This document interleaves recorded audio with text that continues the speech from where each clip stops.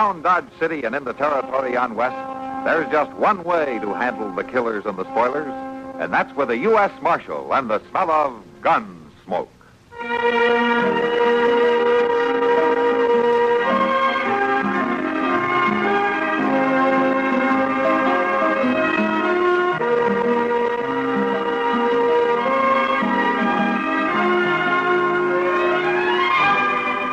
Gunsmoke, starring William Conrad, the story of the violence that moved west with young America, and the story of a man who moved with it.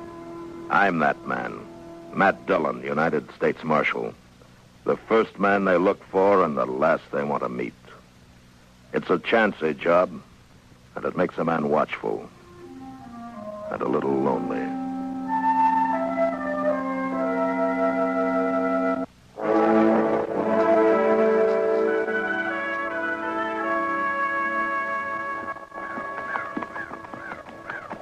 You know, Mr. Dillon, a man can get mighty hungry when he don't eat.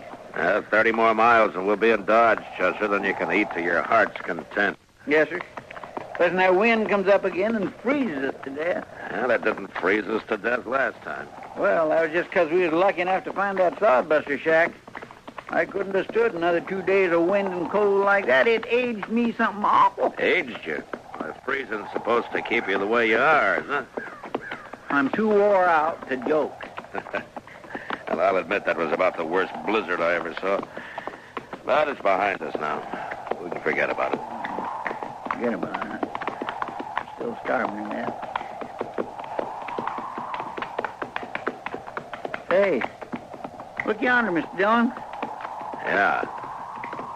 Looks like a hunter's camp. Conestoga wagon, couple of horses picketed by them trees. Don't see much sign of life, though. No.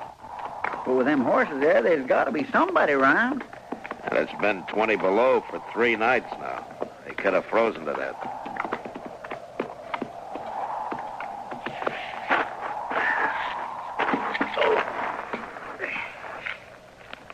They had a fire built over there. Yeah.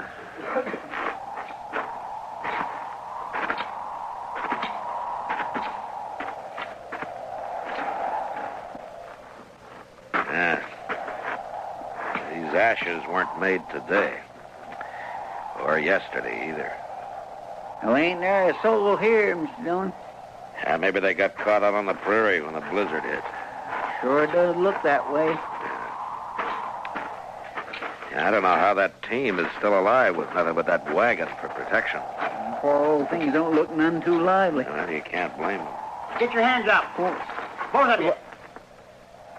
We better do what the old man says. He must have been hiding in the wagon. Come over here closer.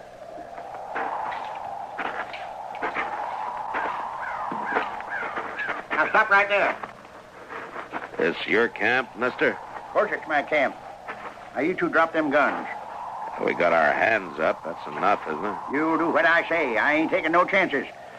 I ain't going to get left here again. What? You're going to hitch up that team and you're going to take me into Dodge. You ain't running off like Jed Larner. Who's Jed Larner? He's my skinner. Why'd he leave you? Well, he seen this blizzard coming. He didn't want to take any chances, so he rode off. He's probably been in Dodge all the time, warm and cozy. Why didn't you go with him? Well, I twisted my leg and my foot, so I couldn't ride a horse, that's why. Larner figured driving a wagon be too slow. You mean he left you out here to freeze? Yeah, I'll kill him when I find him. And I'll kill you, too, if you don't drive me into Dodge. He's a U.S. Marshal, mister. He ain't gonna leave you here. Marshal? Now, why don't you put down that rifle and tell us who you are? All right. My name's Pucket, Marshal. I'm usually up north following the Republican herd, but I come south this year. I'm getting old, and I thought it'd be warmer down here. You sure made a mistake about that, didn't you? You'll get me into Dodge, won't you? Yeah, of course we will. That foot I twisted. I don't feel nothing in it. Must be froze. Yeah, it could be. I'll kill Jed Larner for this. Forget it, Puckett. I'm not taking you back to Dodge just so you can hang. All right, I'll forget it. Till I find him.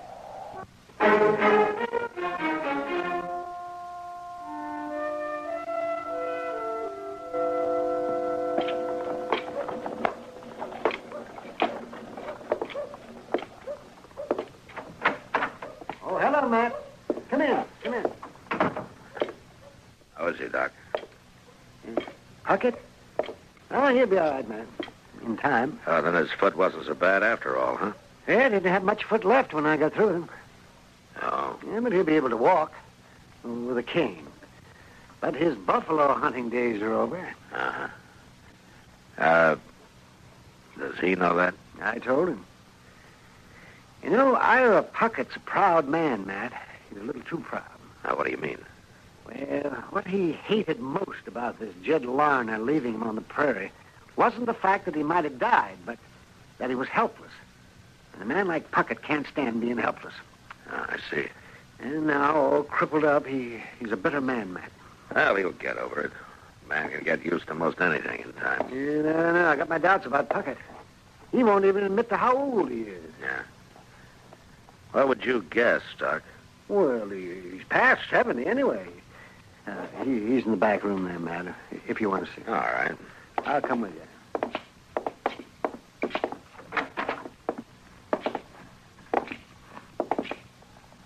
Hello, Puckett. Marshal, How you feeling? Doc tell you what he done to me? Yeah? He ruined my foot. I saved your life, Puckett. And I ain't sure I'm grateful, Doc. You're going to be all right, Puckett. You'll be able to get around. Yeah, like an old woman. What am I going to do for a living? I ain't one of you city people. I live off the country. I always have. I'm a man, not a dude. Yeah, you'll get used to town life. And you'll find men here, too. Yeah, but what kind of men? Walking around all slickered up, parting their hair in the middle, bowing to the ladies. Well, there ain't one of them could do half the things I done. Well, I was living with Comanches when most of them was sniveling in their mother's aprons. Yeah, I know, but you'll find something to do. I'll help you. You will? Sure. Then help me find Jed Larner. Bring him in here so that I can kill him with my bare hands. What does he look like? Oh, he's tall, black hair. He got a big scar run across one eye and halfway down his right cheek. Good. I'll try to find him. And if I do, I'll run him out of town before you get to him. Huh, I can't even trust you, can I? Not when you want to murder a man, Aaron. I told you I didn't bring you in so you could be hung.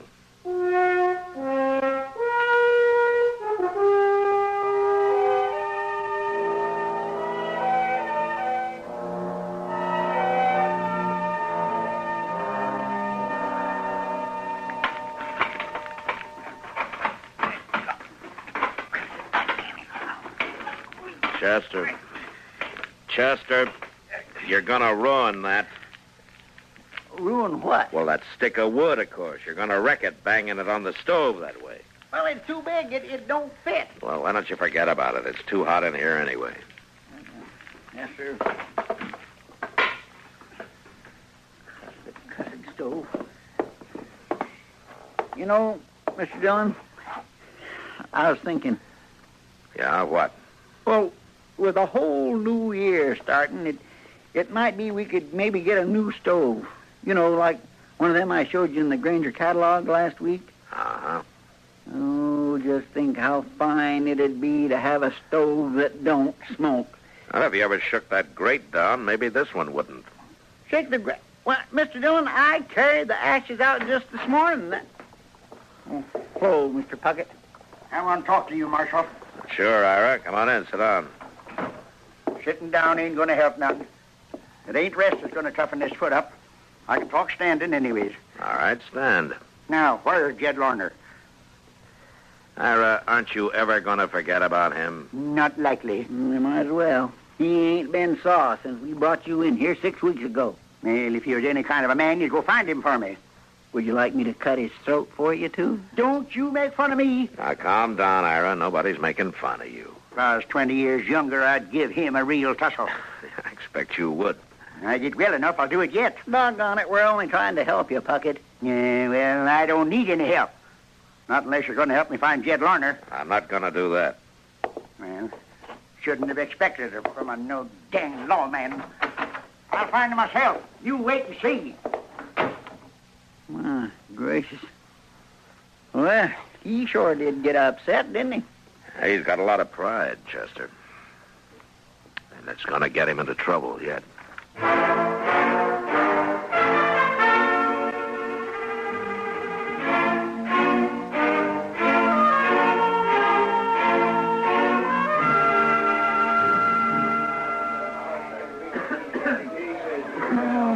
This is a great way to start the new year, Matt.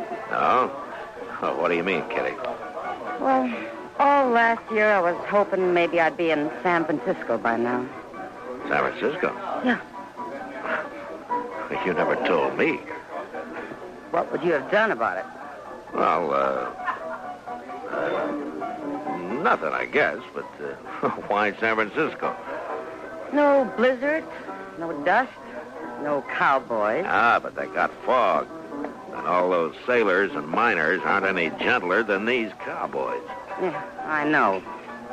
But imagine going to dinner in a carriage, eating off a tablecloth, dancing on a hardwood floor. You're spoiled, Kitty. Now, how could I get spoiled? Here, in Dodge City. Oh, Matt. Well, I'll tell you what, you save your money. You'll get to California someday. Yeah, sure, if I walk. Well, a lot of people have gone that way.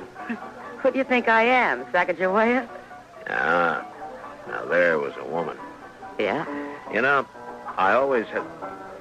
What's the matter, Matt? That man at the bar who just turned around. Which man? One with a scar down his cheek. Oh? I'll be back, Kitty. Yeah.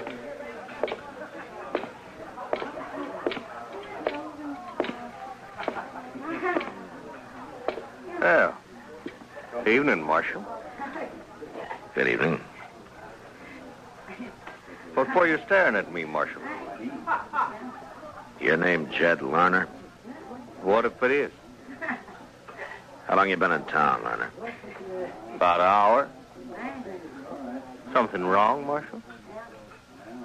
You remember the big blizzard we had 6 or 7 weeks back? Who don't? Yeah, we all do, I guess. Especially Ira Puckett. Especially... What? He didn't die, Lerner. Well, that's fine. I went back looking for him. I wondered where he got to. Oh, yeah. Yeah. Sure you did. Well, it's true. Puckett's here in Dodge, Lerner. Is? And if he finds you, he'll kill you. But he isn't going to find you because you're leaving right now. And don't show up anywhere around here again. Now, wait, Marshal. Now, I can't arrest you. I can't put you in jail. But I'll tell you what I can do. What? Suppose I just let everybody here know that you're the man who ran off and left Ira Puckett to die. Oh, no. They'd tear you apart, Lerner. No, don't say nothing, They'd Marshal. set you on fire. Don't tell him. I leave, Marshal. I'll leave right now.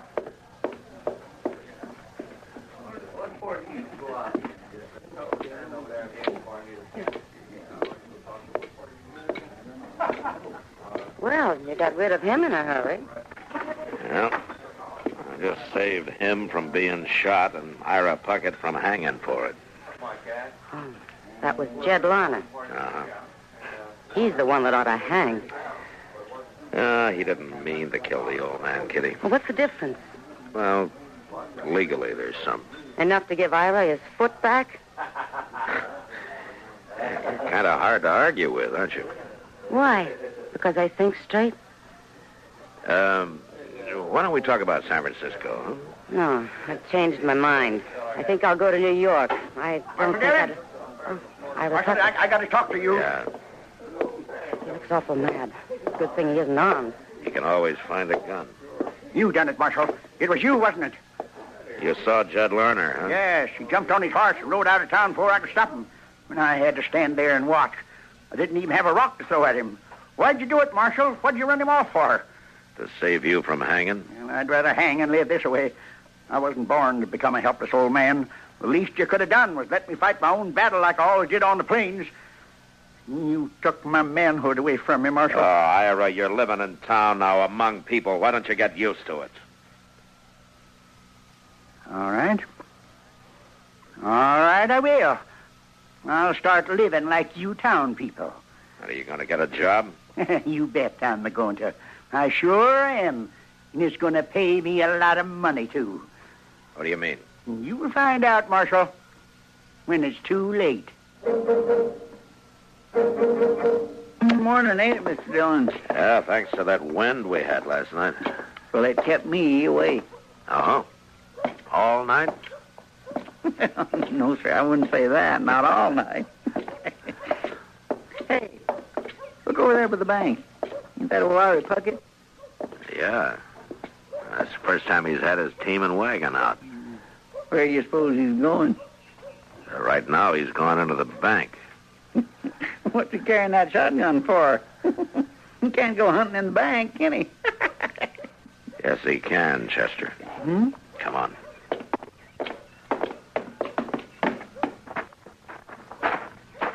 My land, you don't mean to say old Puckett's going to hold up that bank, Mr. Dillon? He said last night he's going to start living like town people. Get a job, make a lot of money. Well, this could be his idea of how to do it. Oh, man, he sure couldn't have no other. He can carry that shotgun in there. You going in after him? Yeah. What, Mr. Dillon, he's got a shotgun. I know. Look, Chester, take his team and wagon off somewhere. Lead him around back of the bank, out of sight. Well, maybe we can handle this without a shooting. Okay, sir.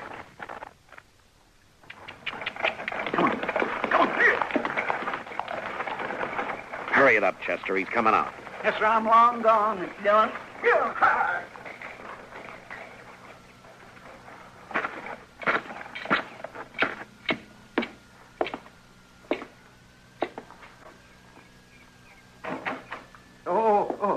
Marshal. Come on out, Puckett. I'm not stopping you. You better not try it. I can shoot with one hand, Marshal. Sure. Don't you try to follow me, neither. Hey, wait a minute. Wait. Where's my wagon?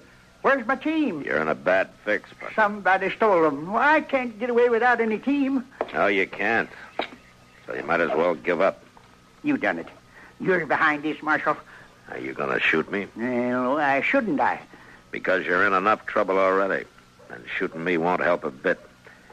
You're trapped, Puckett. And there isn't a thing you can do about it. So why don't you use your head? All right. Here. There's your money. Now you bring my outfit back. I ain't going to jail, Marshal. Like I said, Puckett, shooting me isn't going to help you. And I'm not going to do a thing about your outfit. You think you've outsmarted me, don't you? Why don't you give it up, Puckett? You're licked. You should think I just can't shoot you, Marshal. Here, take the gun. Good. I'm just a helpless old fool. Can't even rob a bank proper. I'm not sure you really wanted to, Puckett. Huh?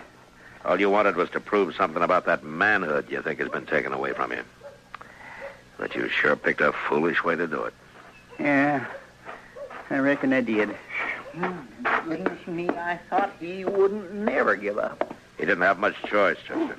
I went in the back door and told the people in the bank to keep out the way. You want me to take him over to the jail now? Oh, no, I can't stand jail. Please, Marshal. Lock him up, Chester. I'll return this money and have a talk with Mr. Dobkin. I'll be over later.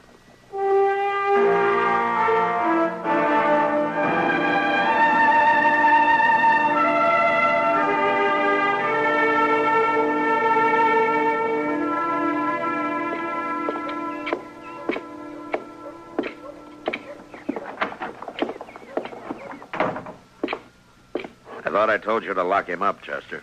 Well, I started to, Mr. Dillon, but I just couldn't stand the look on his face after I put him in the cell. You know, Ira, seems to me everybody treats you pretty well. Yeah, everybody but Jed Larner. That's true.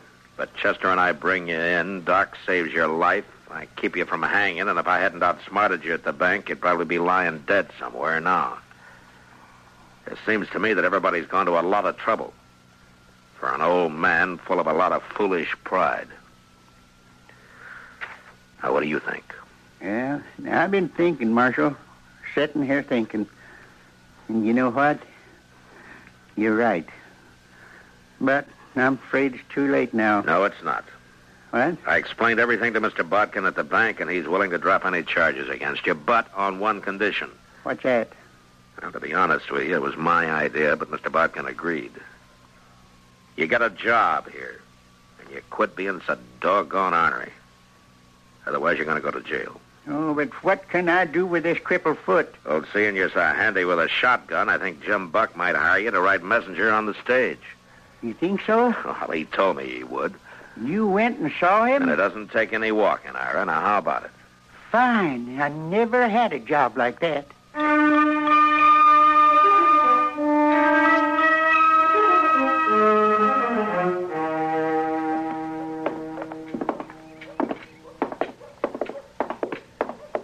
There it is, Mr. Dillon. 12 stage, all ready to pull out. Yeah? And look at there, old Pucket sitting up there on the box, proud as a banny rooster. Hello, I'm Marshal. You got business with me? No, Jim, just came down to see you off. You about ready to pull out? Yeah, just as soon as I check the harness on that lead horse. Hello there, Marshal. Oh, Puckett. First time I ever rode shotgun my whole life. I sure hope we get held up. Well, I hope you don't, for the outlaw's sake. That's a pretty fierce shotgun you got there, Pucket. Don't go shooting just anybody now. I know what I'm doing. Yeah, we're off, Marshal. Good trip, Jim. Thank you. Now then, you all set, Pucket? I sure am. Say, Marshal, you know something? Ah, what's that? This ain't a bad way to start the new year. No. Man's got to make a change once in a while. Sure. All right, Jim, let's go. We're behind schedule already. Hang on, Pucket. Here we go. Yeah!